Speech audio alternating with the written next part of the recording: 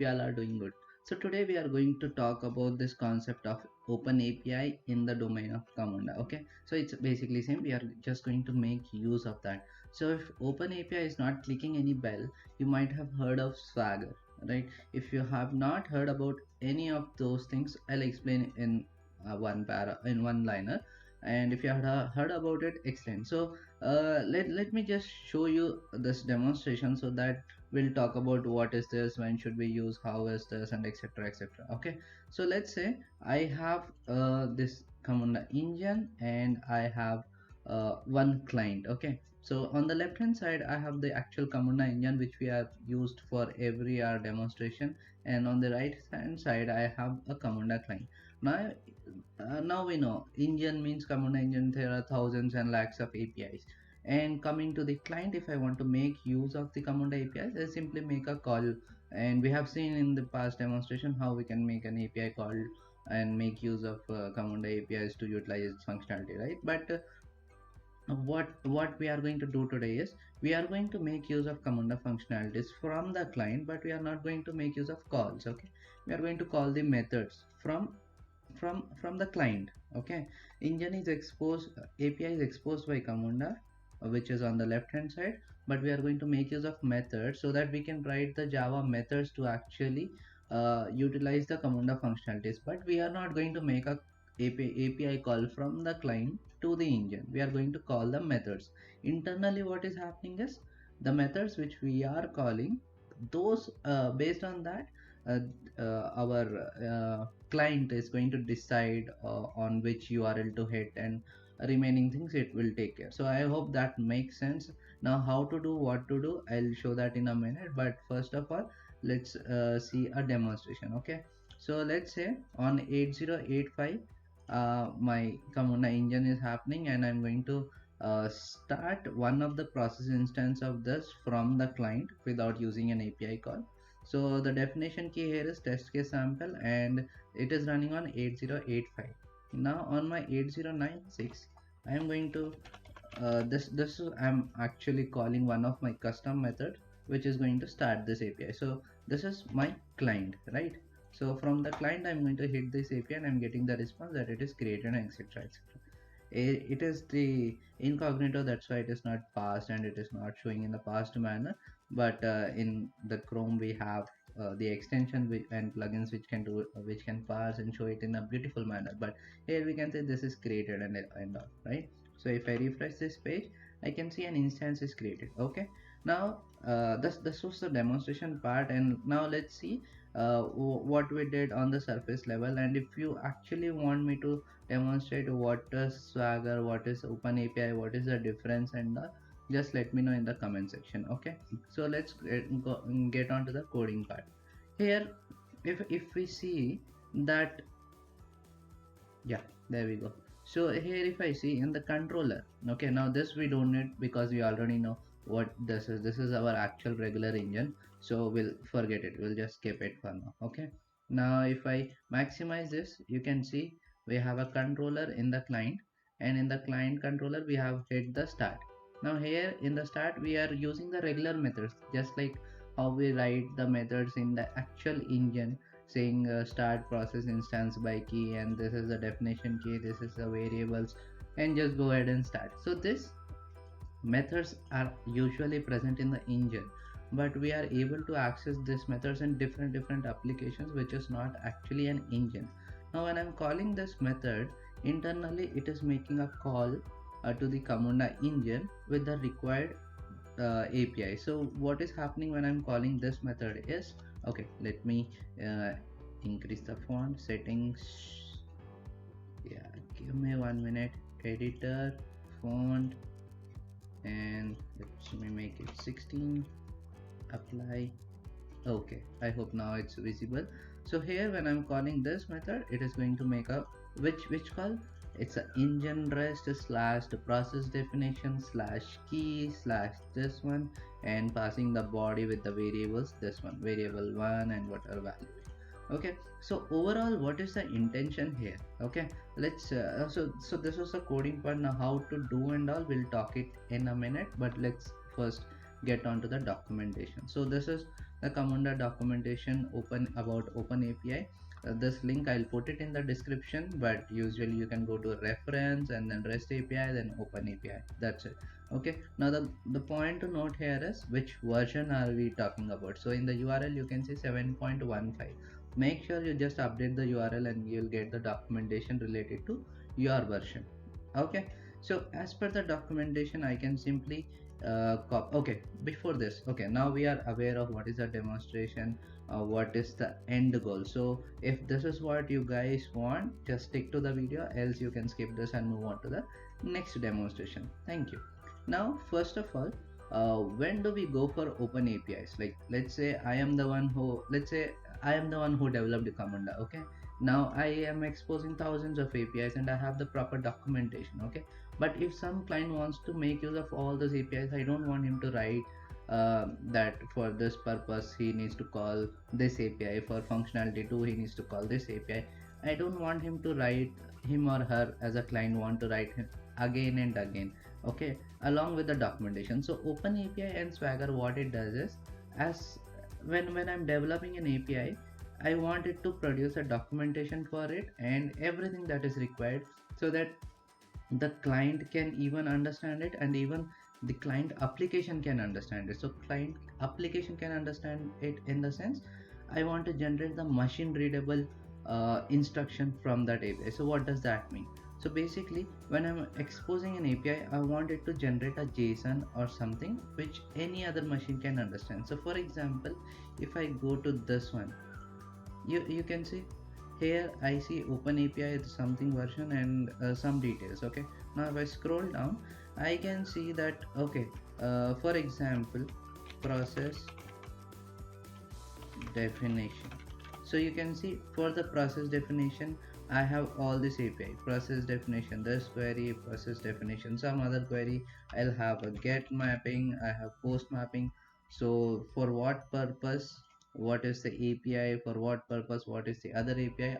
So basically every documentation, every call is getting output in this format. Okay, now the format in which I need to write, so that even a human can understand, even a machine can understand, and generate classes, models, APIs, everything in the client application based on this is called a specification. So the specification will differ from version to version, like Open API version 2, version 3, everything will be differ, right? With every new version will have some new specification. Just like BPMN has its own standardization in terms of XML, here we'll have own standardization which we call it as a specification. Okay, and okay, just as a bonus step, Swagger versus Open API. So Swagger is sold to Linux, after which it was renamed as Open API, and it was sold when the Swagger version 2 was happening. And when Linux bought it, it released it with some new specification and small modification as Open API version 3.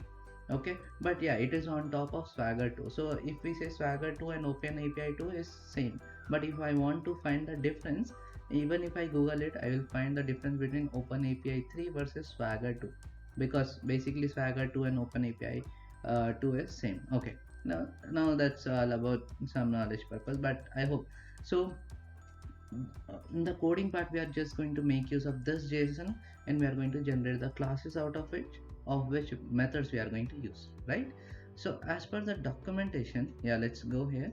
As per the documentation, just include this in your uh, uh, the client application wherever you want to generate the classes out of this API, and you are good to go. You can use this methods. Okay, and we will dig into this, like what is there in this, and we'll open all that thing.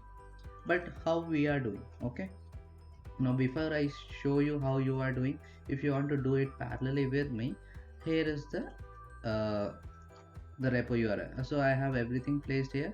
So as you have already seen that we have these files, if you have followed the previous tutorials, you were making use of all these files, but this is the Camunda client that I added just now because of this demonstration. So Camunda client is the one which is having this Open API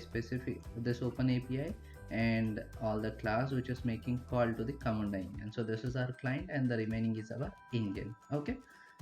So yeah, you can go to this page. I'll put it the link in the description, and you can clone and uh, try to work along with this video. Now first thing that did not work for me is just add this thing and the class should be generated, right? So that did not work for me.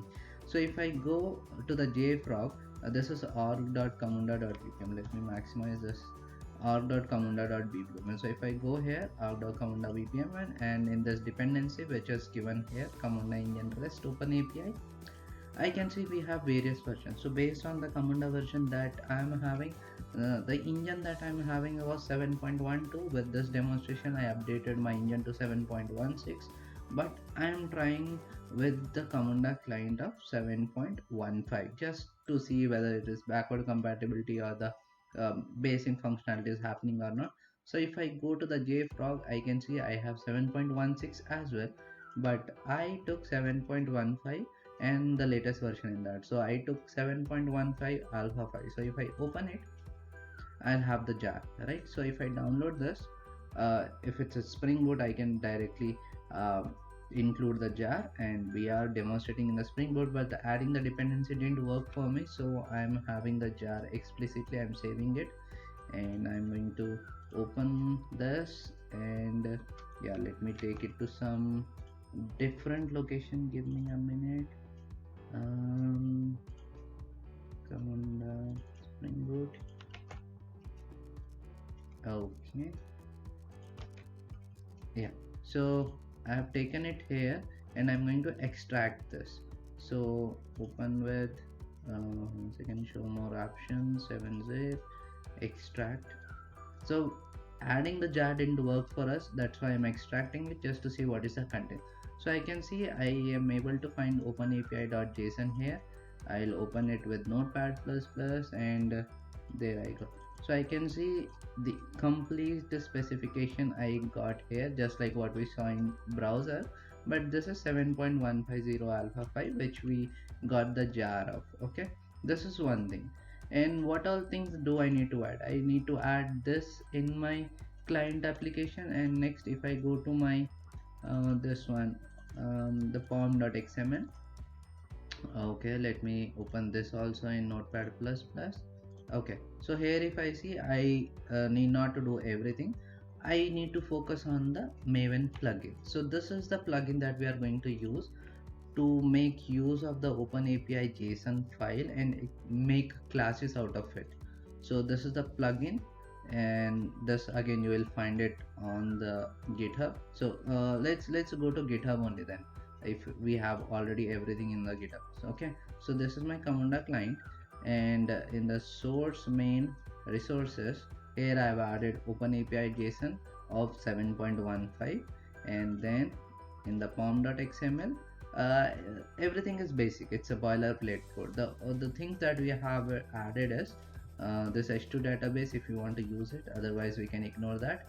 So from here onwards, we have added OpenAPI, started dependencies for OpenAPI. So these are the packages that is being used by the classes that is generated by the specification or our OpenAPI JSON file. Okay, and some test dependencies. So one is the dependencies used by OpenAPI, second is the test dependencies, and then we'll finally add the plugin, nothing else. Okay, let me zoom this a bit as well. So here I have thousands of options under the configuration, config options, executions, and etc. So if I go to the OpenAPI documentation, I'll find multiple values and multiple configuration. But this is very basic configuration which is sufficient for our use case. So here you can see I am first giving various the location that it can find the JSON file, and since I'm not giving any output directory, it is by default generating in the target folder. And because it is a generated classes, I don't even want it to be as part of my code, right? So it is part of our target folder. So by this, basically it means whenever you want to run it, you need to do a build, basically clean install, and then you can make use of it. Okay, so that's all about this thing. Let's go to our IntelliJ, and is there anything else to show? Oh no, there's only two steps. Add this thing, and then add our JSON file which it wants to use and do the build install. Okay, now let's go to Camunda client source main, and okay, let's go to the IntelliJ. Okay, so here is the two things. Now we have all the methods, and when we are using those methods it will know what API to call, but how it will know the base path and everything. So in my application.yml I have just given the base path of the actual engine which needs to call. Okay, and yeah, so for every method I don't want to call this, right? So I'll go to configuration, and first I'll set these things. So basically I'm getting the Camunda URL from the application YAML, and then I'm setting the API client. So what is this? So when I do build install, if I go to my target and if I go to my generated sources, because I have not provided any output directory, my classes will be generated in generate sources and open API. So here if I go to source main Java, I see three things. One is API. Okay, if I open, let's say, process definition API, where is it? Yeah, here. So in this I'll find the all the get methods, setter methods, and everything. Okay, specifically process definition. Similarly for others, so one we have the API package, second we have auth, then we have model, but we are now intending to learn about API client. So what is API client? So here I can basically we can utilize multiple methods, but in our context we want to set the base path. So this is the base path that I want to set, Camunda base URL. Now this Camunda base URL we are getting from the application YAML. So here I actually told where the engine is actually run. Now let's say I want to make use of process definition API. So I'll, in general, if you want to make use of any REST templates, we used to create the REST template bean, correct? Similarly, we are going to create the process definition bean if I want to make use of the APIs that is present under process definition API. Okay, similarly, if I want to use deployment API, I'll create a bean for that. And then why I'm creating bean? Because I want to provide some explicit instructions. So I'm going to pass it with the API client. So if I open process definition constructor, you can see it is expecting API client.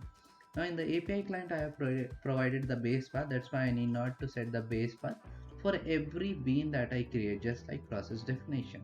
Okay, now this is one thing, and the similar thing we can use when we want to do the authorizations. Let's say the JWT or any token that I want to pass with every call that I make. I need not to call and fetch the token.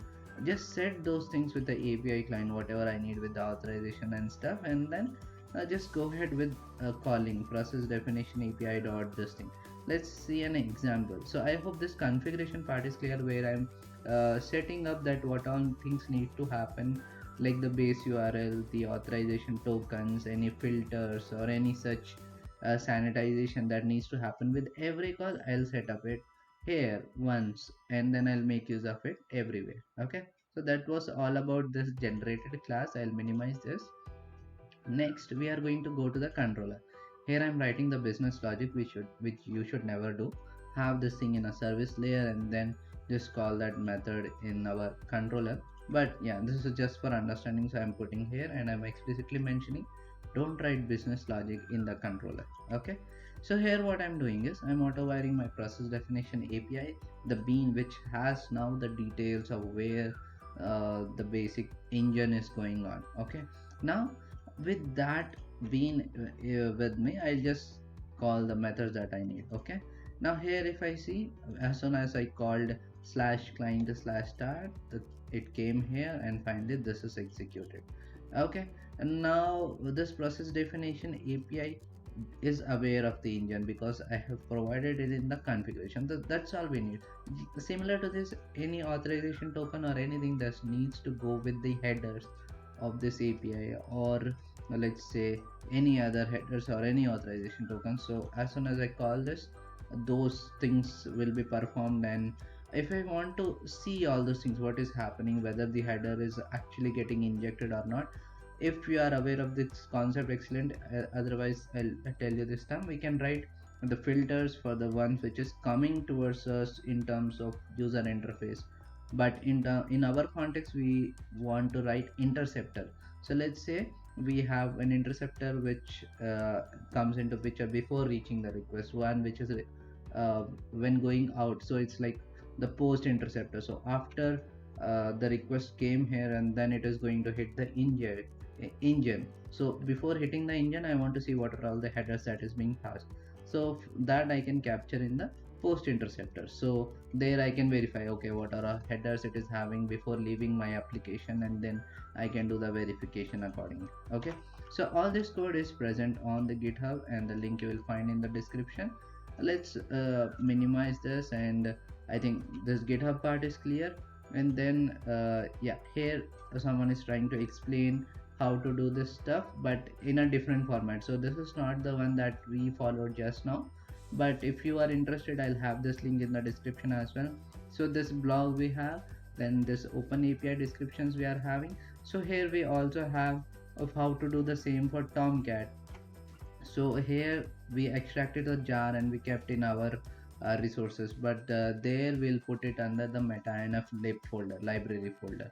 And in the JFrog we can find various versions of it. And if I go back, let's see, I think 7.17 was also available, but yeah, if required you can go through it. And the specification, yeah, this is the documentation about open API. So this also I'll put it in the description. You can go through, like there's a history and various other things are here. So if you really need a demonstration about the Swagger or uh, this open API things, let me know in the comment section. I'll have a separate demonstration for it, which is not about Camunda, it is about a Spring Boot concept. Okay, and yeah, it is not only Spring Boot, it is a general concept across multiple frameworks. Okay, and then this is a thread that is going on. So I'm showing all the resources that is related to our context. Okay, I have gained all this documents and everything from our forums and everyone. So I'll just have those list of resources in the documentation. And finally this thing. Okay, so JFrog, yeah, finally we have 717 alpha 2 as of today. So make sure this is the only critical information, that when you're looking for the documentation, update the URL according to the version that is required for us.